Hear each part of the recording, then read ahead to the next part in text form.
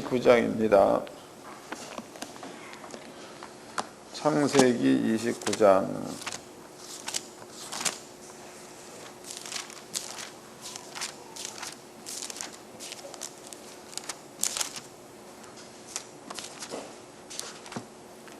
일절서부터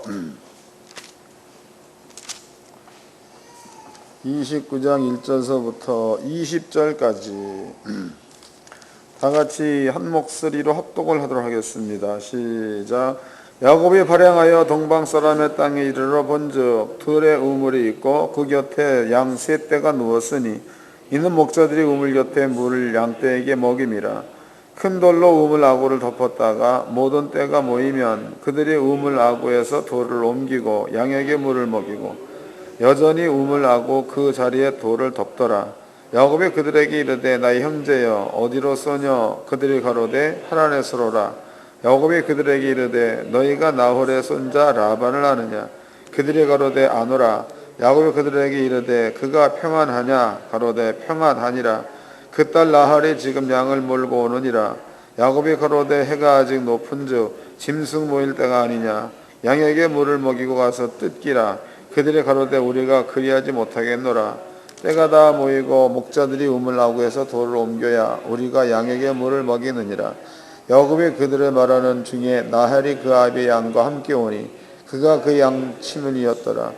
야곱이 그 외삼촌 라반의 딸 라헬과 그 외삼촌의 양을 보고 나아가서 우물 아구에서 돌을 옮기고 외삼촌 라반의 양떼로 물을 먹이고 그가 라헬에게 입맞추고 소리내어 울며 그에게 자기와 그의 아비 생질이요 니브가의 아들됨을 고하였더니 라헬이 달려가서 그 아비에게 고하며 라반이 그 생질 야곱의 소식을 듣고 달려와서 그를 영접하여 안고 입맞추고 자기 집으로 인도하여 들으니 야곱이 자기의 모든 일을 라반에게 고하며 라반이 가로되 너는 참으로 나의 권력이로라 하더라.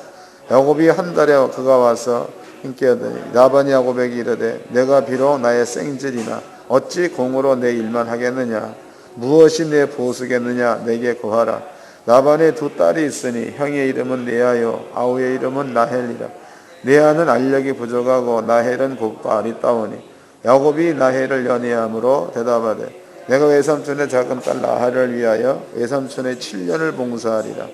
라반이 가로되 그를 내게 주는 것이 타인에게 주는 것보다 나으니 나와 함께 있으라.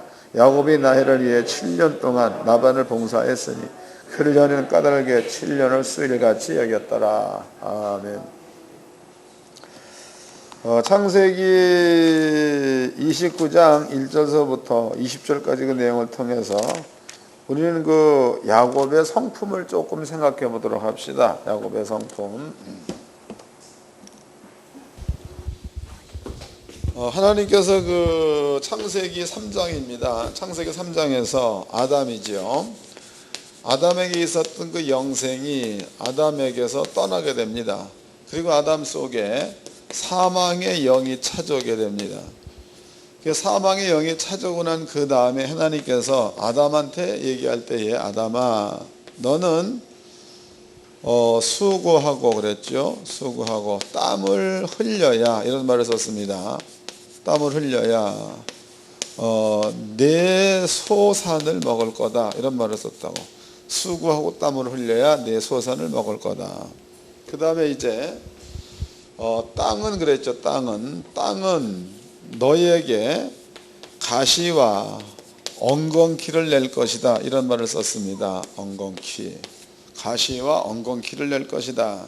그러면은 아담한테 영생이 떠나가고 사망이 아담을 잡았을 때에 땅은 아담한테 가시와 엉겅퀴를 냈다 그랬으니까 그 가시와 엉겅퀴를 제거를 해야지만 씨를 뿌릴 수가 있는 겁니다. 그 가시와 엉겅퀴를 제거할 때에 드는 것 이런 것 우리가 이제 수고와 땀이라고 합니다. 수고와 땀 읽어보겠습니다. 창세기 3장입니다. 3장 16절서부터 읽겠습니다. 16절 또 여자에게 이르되 내가 내게 잉태하는 고통을 크게 더하리니 내가 수고하고 자식을 낳을 것이요 너는 남편을 사모하고 남편은 너를 다스릴 것이니라 하시고 아담에게 이르시되 내가 내 아내 말을 듣고 내가 너더러 먹지 말라 나무 실과를 먹었은즉 땅이 너로 인하여 저주를 받아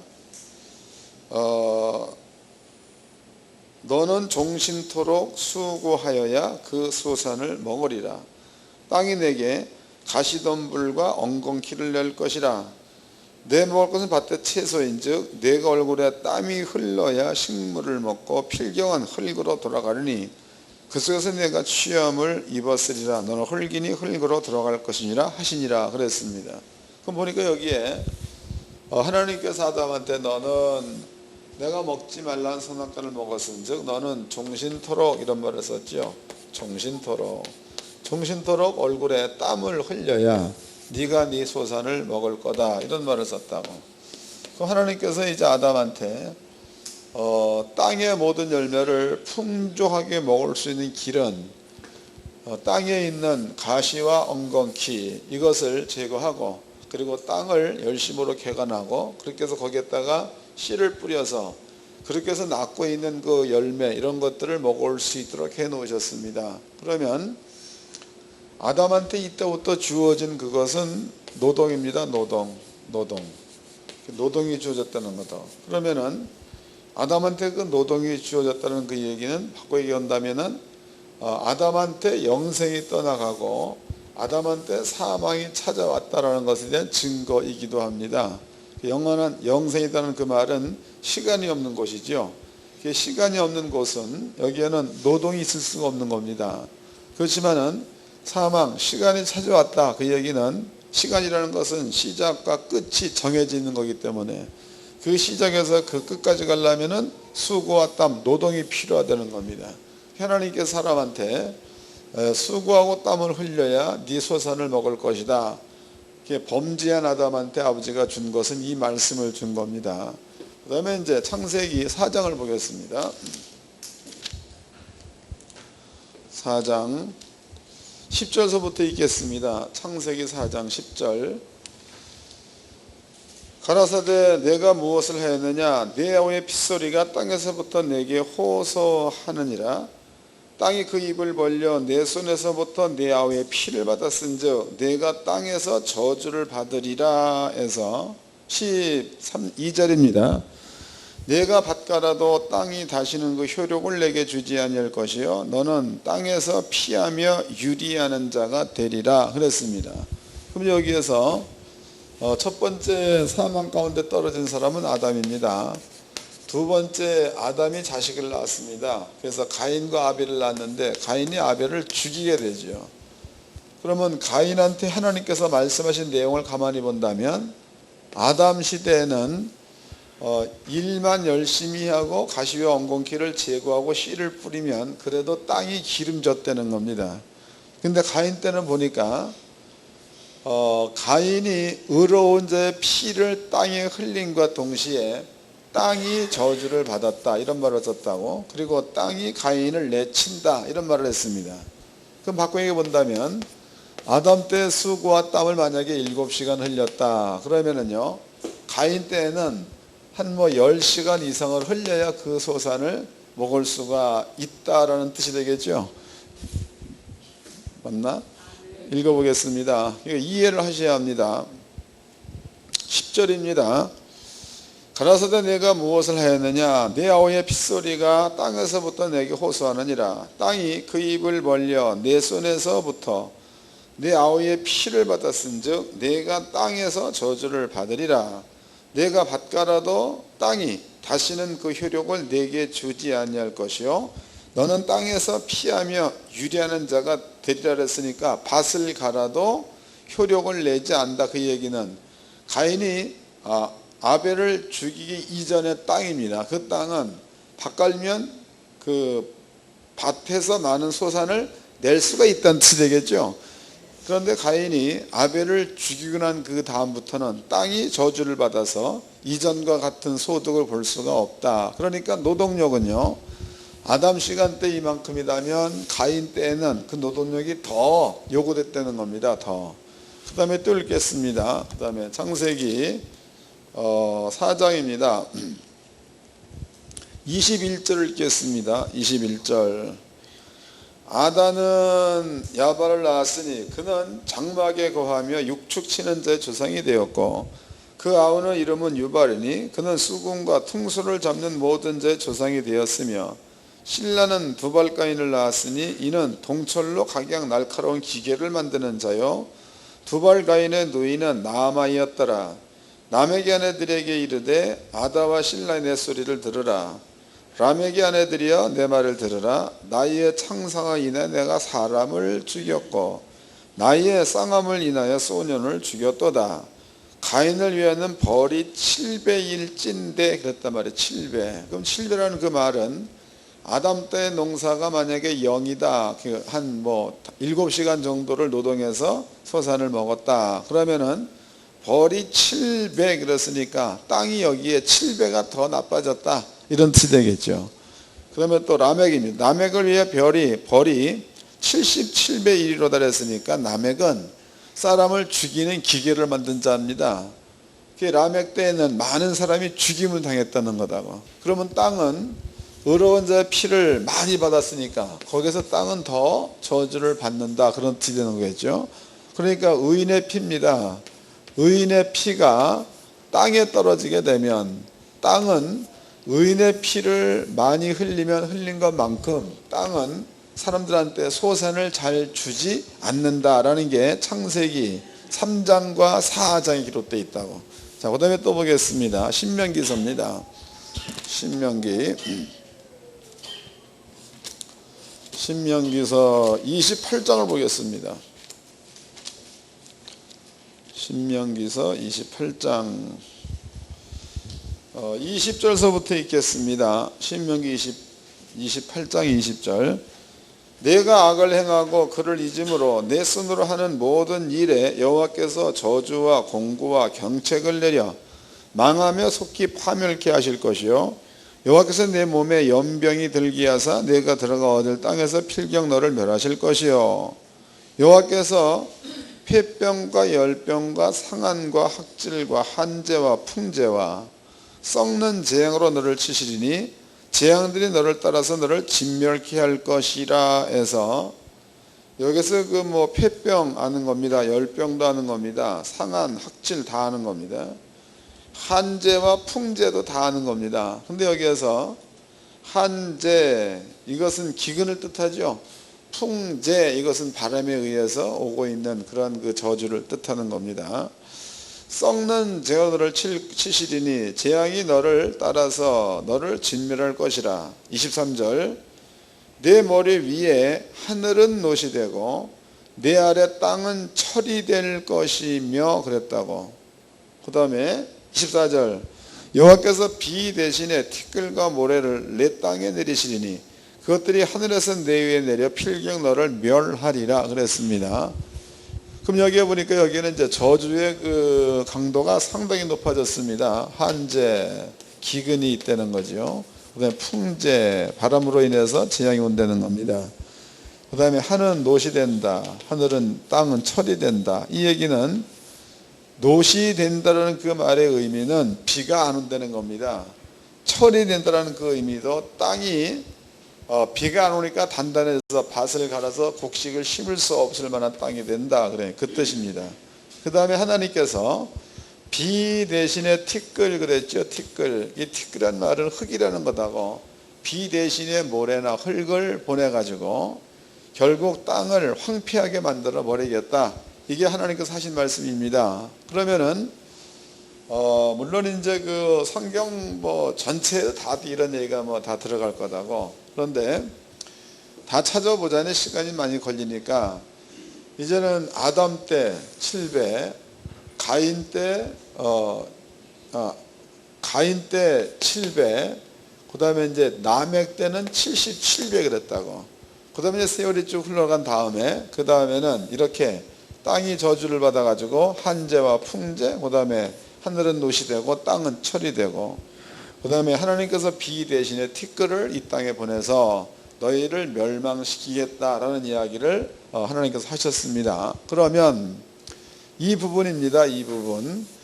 땅이 사람들이 잘못해가지고 죄를 지으면 지을수록 땅은 점차적 저주를 받게 되는 거고, 땅이 점차적 저주를 받게 되면 그러면은 사람들은 살 수가 없다는 거죠. 살 수가 없다.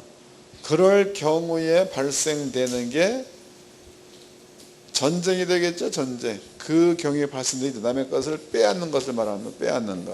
그러니까 이 전쟁이라는 것은 사람들이 사는 형편이 어려웠을 때는 전쟁이 날 수밖에 없게끔 이렇게 아버지가 만들어 놓은 거다. 이거 그냥 수순이다고 수순. 이걸 기억해 놓으세요. 자, 그 다음에 이제 계시록으로 한번 가보겠습니다. 계시록. 누가복음 23장을 봅시다. 누가복음 23장 22장인가 21장 누가복음 21장 20절서부터 읽겠습니다. 누가복음 21장 20절. 너희가 예루살렘이 군대들에게 에워싸이는 것을 보거든 그 멸망이 가까운 줄 알라. 그러니까 예루살렘이 군대들에게 에워싸이는 것을 보게 되면 그 멸망이 가까운 줄로 알라. 그럼 바꾸게 본다면 예루살렘이 군대들한테 에워싸였다는 그 말은 가나안 땅에 적군들이 쳐들어왔다는 얘기죠. 그러면 적군들이 쳐들어왔다는 뜻은 그 땅에 하나님 말씀이 승해서 의인이 많이 만들어진다, 이런 땅이 아니라는 거죠. 더 이상 감이 잡히나요? 이 말은 신명기 28장에 기록되어 있습니다. 너희가 하나님의 율례와 규례와 법도에서 떠나 있으면 너희가 대적을 한 길로 치러 갔다가 7길로 도망가는 저주를 받을 거다, 이렇게 나와 있습니다. 그럼 누가복음 21장 말씀 보니까 다른 나라 군대들이 예루살렘을 에워싸는 일이 발생될 거다, 이런 얘기를 해놨습니다. 그러면 군대들이 예루살렘 성을 에워쌀 것을 너희들이 볼 거다라는 그 말에서 이제는 성경적 흐름으로 본다면요, 예루살렘입니다. 예루살렘은 원래 그 예루살렘의 성전이 세워진 그 장소는 아브라함 때로 본다면은 거기가 이삭을 바친 산이 되겠죠. 이삭을 바친 산, 모리아 산입니다. 그리고 또 다윗으로 본다면은 다윗 때에 그 하나님 앞에 번제를 드려가지고 재앙을 끝내게 했던 장소, 아라노나의 타작마당, 여기가 되는 겁니다. 성경에는요, 예루살렘을 다윗성이라고도 하고 시온성이라고 하고 그 다음에 기브온이라고도 하죠. 그리고 거룩한 성이라고 합니다. 그럼 여기에서 다윗성, 그래도 다윗은 하나님 말씀에 순종한 왕, 그 다음에 이제 또 시온성, 그래도 시온성이라는 얘기도 거룩한 성이라는 뜻이죠. 또 예루살렘, 그럼 하나님의 임재되어 있는 성, 이 예루살렘, 거룩한 예루살렘 성, 이렇게 말합니다. 그런데 이 예루살렘이 군대들에 의해서 에워싸임을 당했다, 이 말은요, 여기에 이제 하나님께서 원하시는 의는 없어져 버리고 반대로 하나님의 재앙을 끄집어 당기는 죄나 악, 이런 것들로만 가득 채워져 있다는 거죠. 여러분들 이제 요것을 이해해 놓으시고 말라기서를 보겠습니다. 말라기서 4장입니다. 말라기서 2장을 보겠습니다. 말라기서 2장 1절서부터 읽겠습니다. 너희 제사장들아, 이제 너희에게 이같이 명령하노라. 만군의 여호와가 이르노라. 너희가 만일 듣지 아니하며 마음에 두지 아니하며 내 이름을 영어롭게 하지 아니하면 내가 너에게 저주를 내려 너희의 복을 저주하리라. 내가 이미 저주하였나니 이는 너희가 그것을 마음에 두지 아니했음이니라. 보라, 내가 너희 종자를 견책할 것이요 똥 곧 너희 절기의 희생의 똥을 너희 얼굴에 바를 것이라.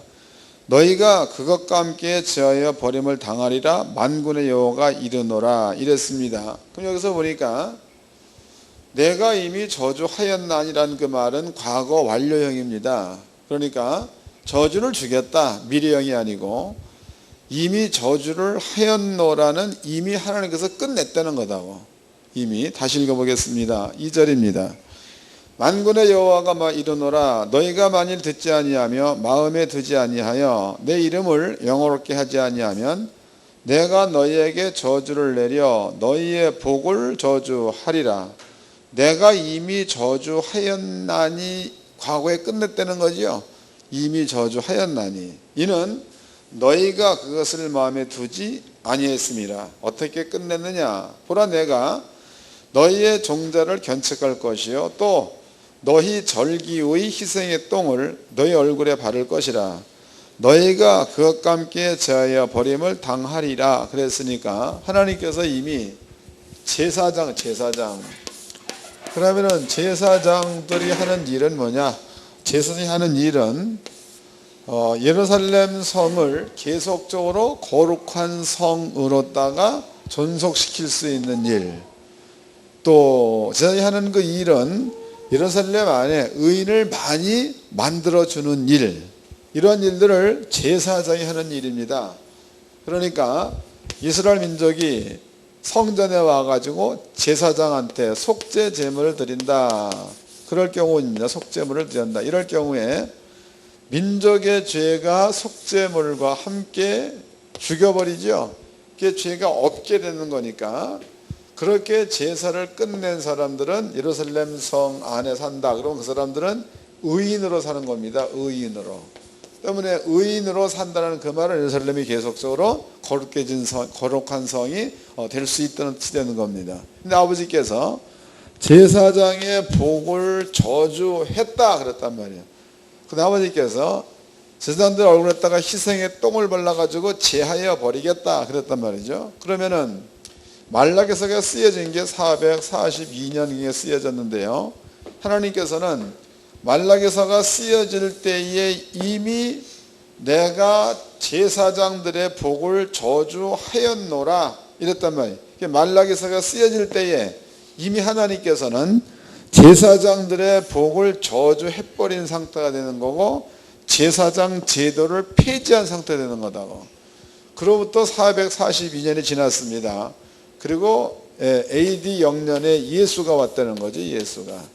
그러면 440년 동안 이스라엘 민족은 그네들의 모든 죄를 용서받을 만한 제사의 행위를 하나님 앞에 할 수가 없었다는 겁니다.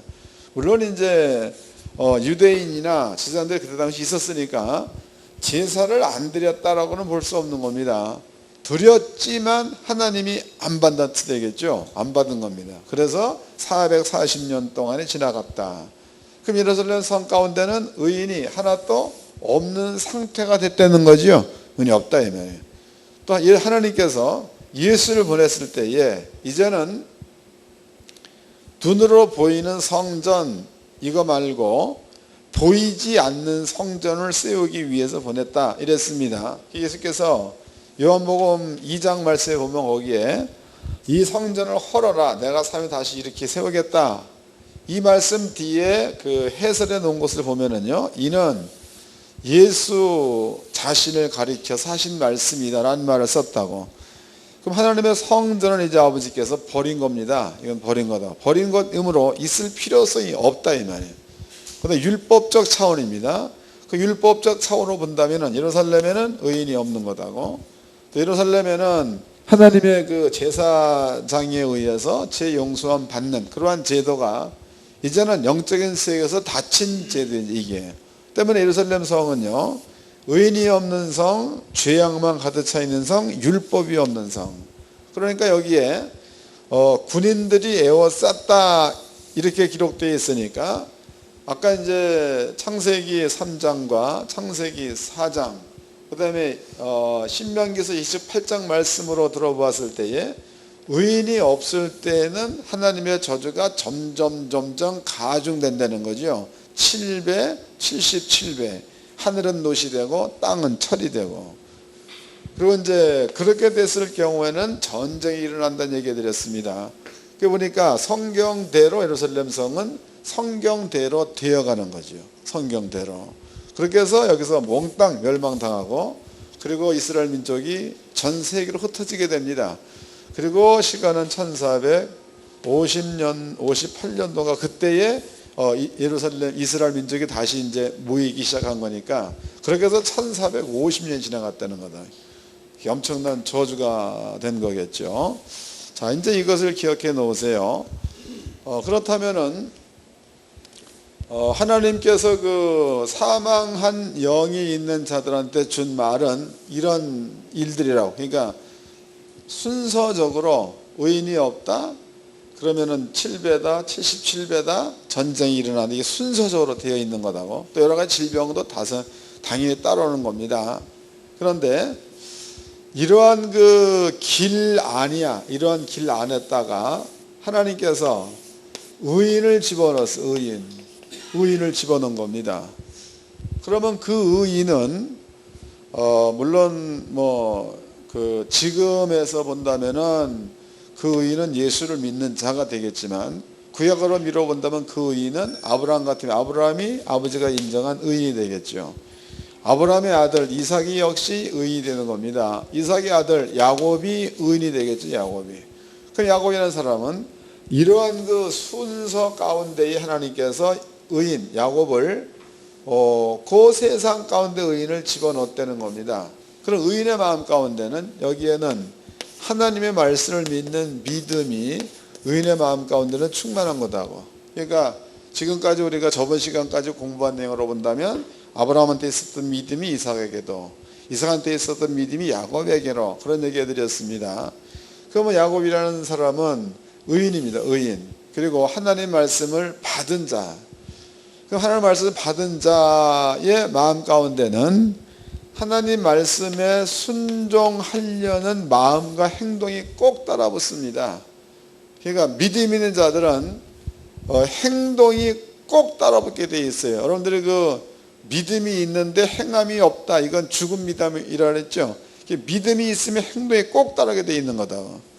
믿음이 있는 그 야곱이라는 사람이 하나님께서 의인으로다가 인정한 사람입니다.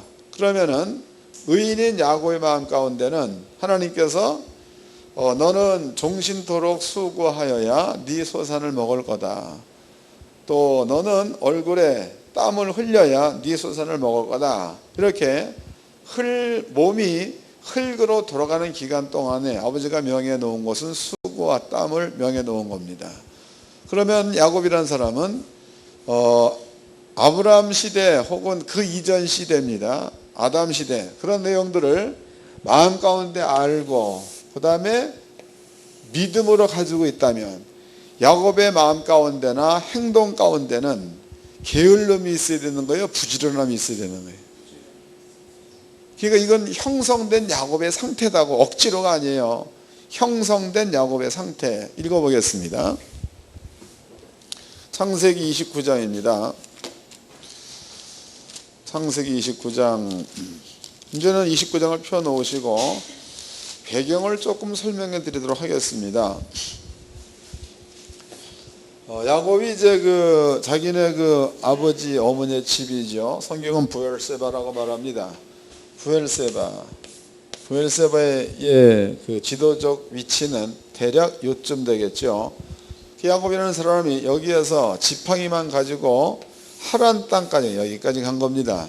그런데 지정학적으로 본다면 거리가 대략 1890몇 킬로에 이게 거리가 1890몇, 하여튼 2000킬로 가까이 되는 겁니다. 그럼 그때 당시로 야곱이 성경에 보니까 걸어갔다고 나와 있지 말 타고 갔던 말은 없습니다.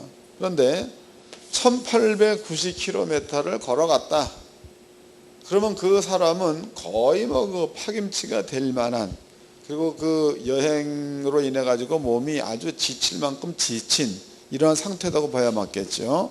그 상태에서 야곱이 도착한 장소 하란 땅입니다. 하란 땅. 자, 이제 읽어보겠습니다. 29장 1절입니다. 야곱이 발행하여 동방 사람의 땅에 이르러 본즉 들에 우물이 있고 그 곁에 양 세 떼가 누웠으니 이는 목자들이 그 우물에서 물을 양떼에게 먹음이라.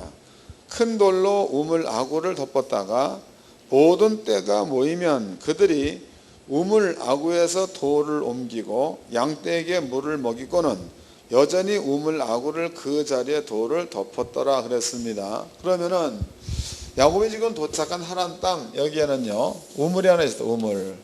근데 우물을 돌로 막았다라고 나와 있죠. 그래서 그 돌을 옮기고 양떼한테 물을 먹이는 데에 아무 때나 마음대로 와서 수시로 먹인다 이게 아니고 시간을 정해놓고 그리고 양떼들을 이렇게 모아가지고 그때에 다 모이면 여기서 이제 양의 물을 먹인다 이렇게 나와 있습니다. 그러면은 야곱이 이런 것을 쫙 들었을 때에 야곱의 마음 가운데에 분명히 시간적으로 본다면은 충분히 양떼한테 더 풀을 뜯길 수 있는 시간 그리고 아직까지도 많은 시간이 남아 있는데 지금 이 사람들은 양떼한테 물만 먹이고 나면 그 다음에는 모든 것들을 끝내는 상황으로다가 지금 이네들이 있다는 거죠. 이 모습을 보고 야곱이 그래 하는 거니까 그냥 말면 되는 건데 이게 참견을 해. 참견.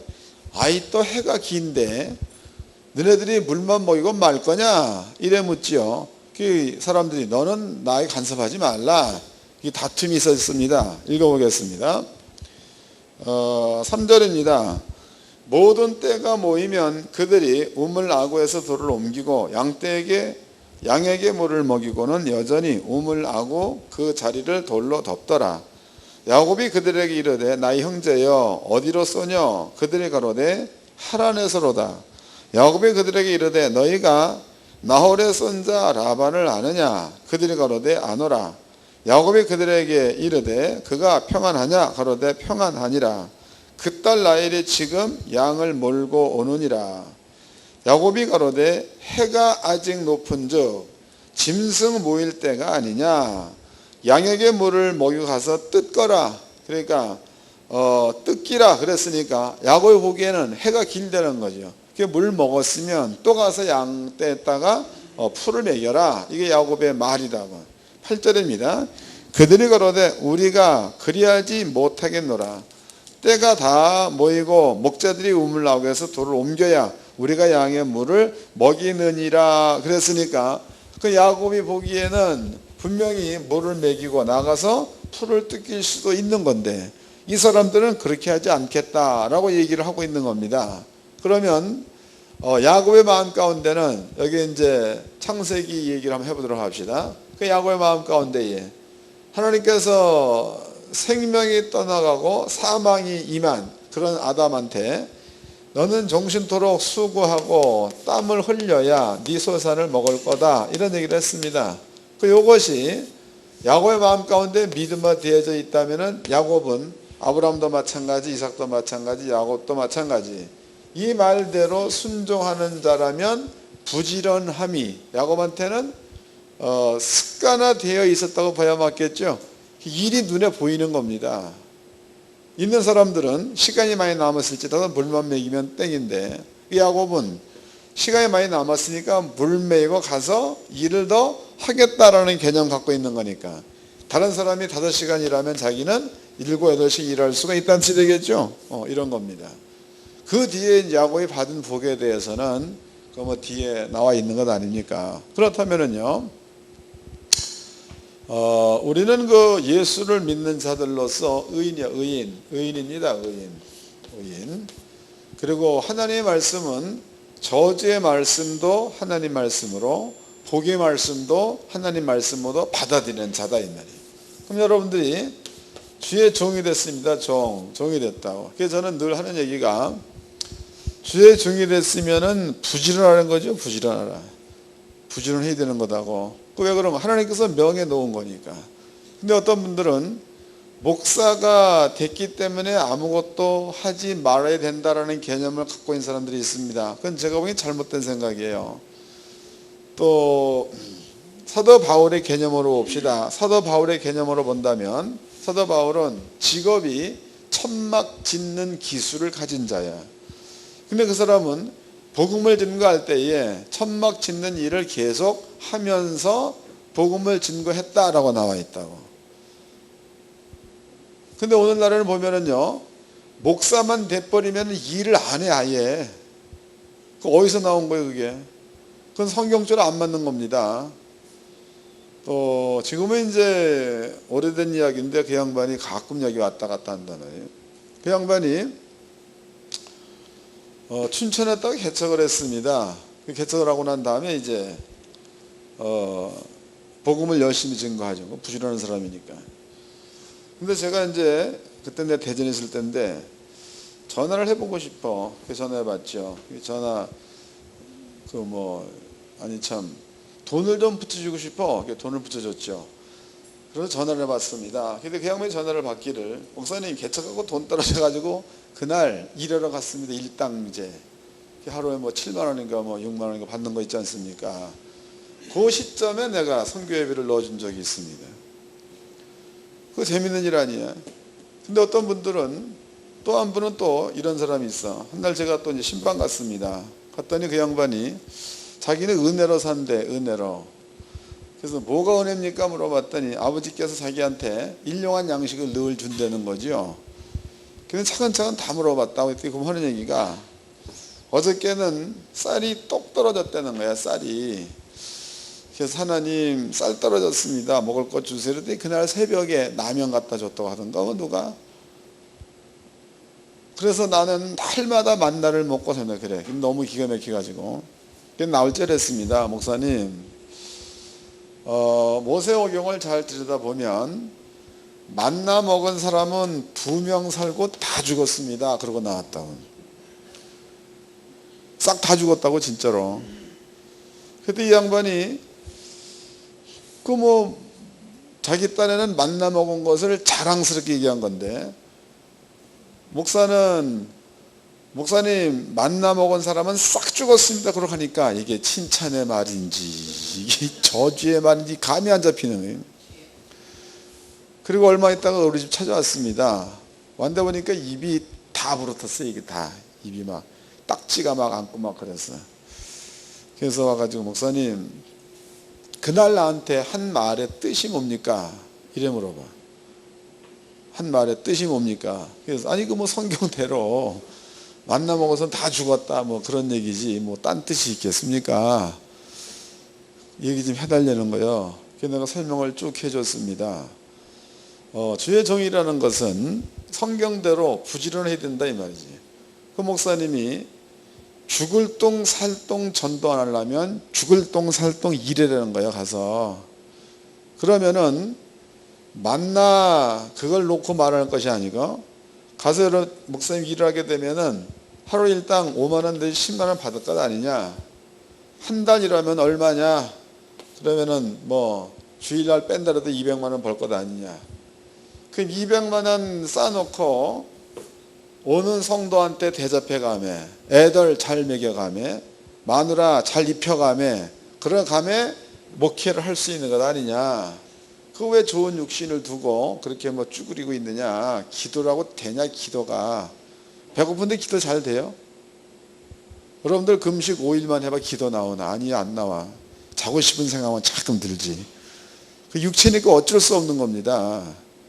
그랬더니 그 양반이, 그러면은 신학에서는 목사가 일을 하게 되면은 하나님께서 친다라고 배웠는데, 그러면 그거는 어떻게 해석을 해야 되는 겁니까? 그러면 신학대로 가라. 목사가 성경대로 가야지 신학대로 갈 거냐.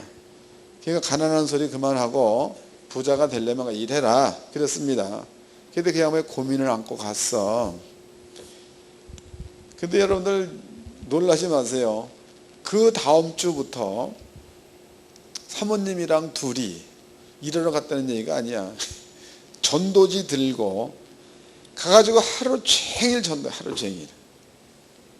근데 신기하게도 전도하고 났더니 하나님께서 자기가 전도한 사람은 안 보내주더라도 다른 사람을 채워주더라는 거죠. 근데 교회가 점점 부흥되고 나니까 자기 주머니에 돈 들어오는 거 아니에요? 목사님들 부지런해야 되는 겁니다.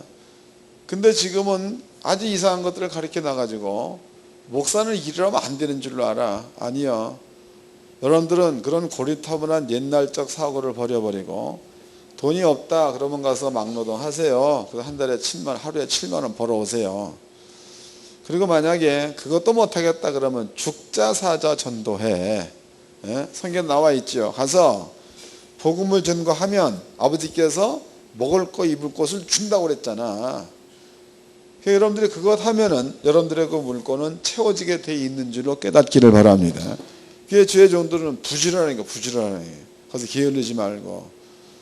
그래서 개척회고 나가지고 어떤 사람들이 그래. 목사님, 개척을 해가지고 아버지가 사람들을 안 보내줘가지고 교회 문을 닫게 생겼습니다. 그래. 하나님이 안 보내주기 지가 게으른 거예요. 어떤 게 맞는 거예요? 나는 모르거니와 여러분들은 알 줄로 믿습니다. 그런 거다고. 그러니까 성경에 보니까 의인이야, 의인. 하나님께서 인정하는 의인 아브라함, 아버지가 인정하는 의인 이삭, 그 다음에 야곱, 의인입니다. 그 사람들은 마음 가운데에 복의 말씀이 되었건 저주의 말씀이 되었건 하나님 말씀이든 무조건 믿는 자들이야. 그런데 그 사람들 사는 그 형편을 보면은요, 이 사람들은 게으른 사람들이 아니라 항상 보면은 이 일을 할 줄 아는 자, 또 일의 두레를 아는 자. 그래서 모든 것들을 누가 시키지 않아도 자발적으로 할 줄 아는 자, 이러한 자들이 의인이라는 거예요. 근데 오늘날은 보면 주의 종들이 이런 어떤 그 인격적인 부분에서 갖춰지지 않습니다. 그리고 무조건 주의 종만 목사가 되어버리면은 그러면은 성도들한테 이렇게 높임만 받으려고 한다 안 되는 겁니다. 저는 우리 교회 성도한테 그런 얘기를 해. 목사는 사람 냄새가 나야 된다는 거다. 목사가 사람 같아야지 목사가 신 같으면 곤란한 거야. 여러분들 스스로가 아무리 거룩하려고 한다 해봐도 안 되는 겁니다. 믿음으로 가능한 거니까. 목사님들은요, 사람이기 때문에 사람 냄새가 나야 돼. 아프면 같이 아파할 줄 알아야 되는 거고, 그 다음에 좋으면 같이 좋아할 줄 알아야 되는 거고, 남이 힘들면 내가 기울일 줄 알아야 되는 거고, 그래야 맞는 거다고. 근데 목사가 무슨 유세통을 짊어진 것처럼 성도라고 완전히 떨어뜨려 놔가지고 너는 죄인이고 나는 하나님의 종이니까 거룩하고 이런 이상스러운 논리 가지고 그 사람은 주의 종도 아닙니다. 목사님들은 이런 것들을 잘 이해하셔가지고 하나님께서 명령하신 일이죠. 그 일을 하시는 데 대해서 최선을 다해서 하시기를 바랍니다. 이제 읽어보겠습니다. 마태복음입니다. 마태복음 10장입니다. 그 예수께서 직접 하신 말씀이에요. 마태복음 10장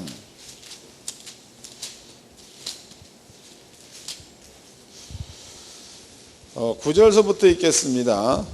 마태복음 10장 9절. 너희 전대에 금이나 은이나 동이나 가지지 말고 여행을 위하여 주머니나 두벌 옷이나 신이나 지팡이를 가지지 말라.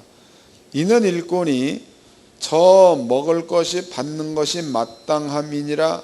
예수가 예를 들었다고. 그러니까 너희는 복음 증거로 갈 때에 두벌 옷 가지지 말아라. 그리고 금과 은고 소지하지 말아라. 그리고 그냥 가려는 거죠. 왜냐? 일꾼 그랬으니까 우리는 하나님의 일꾼입니다. 하나님의 일꾼. 하나님의 일꾼이 가서 일을 하면 먹는 것은 주인 하나님이 준다는 거다고. 읽어보겠습니다. 11절. 아무 성이나 초원에 들어가든지 그 중에 합당한 자를 찾아내어 너희 떠나기까지 거기 머물라. 또 그 집에 들어가면서 평안하기를 빌라. 그 집이 이에 합당하면 너희 빈 평안이 거기에 임할 것이요 만일 합당치 아니하면 그 평안이 너에게 돌아올 것이니라.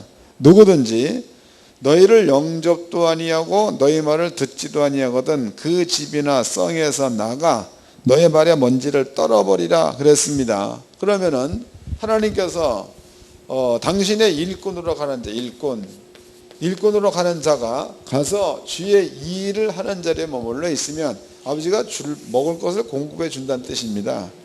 그러니까 아버지가 한 말입니다. 그럼 여러분들은요, 목사가 되었으면 전도하는 일에 최선을 다해서 하면 나머지 것들은 아버지가 채워준다는 얘기가 되겠죠. 나머지 그냥 준다는 거다고. 근데 만약에 전도하기 싫다 그럼 가서 일하세요. 그 일하면 수고와 땀을 흘리면 소산을 또 준다고 그랬다고. 그러니까 야곱 같은 경우에 보니까 지네 외삼촌이 시키지 않아도 알아서 일 다 하고, 그리고 지네 외삼촌의 재산을 많이 불려줬죠. 근데 지네 외삼촌 집에서 나올 때에 야곱의 숫자는 거부라는 거야. 거부가 돼서 나왔다. 거부. 그게 뭘 뜻하는 겁니까? 그의 부지런함이 하나님께서 당신이 한 그 말에 책임을 져 주셔가지고 돈을 만들어 줬다는 뜻되는 거겠죠. 그런 것들이다. 근데 목사님들이 돈 없다 이런 얘기 하지 말고, 돈이 없다, 전도하기 싫다, 일하세요. 그리고 만약에 일하기 싫다 그러면 전도하세요. 그러면 아버지가 꼭 여러분들의 쓸 것을 채워 주실 줄로 믿습니다.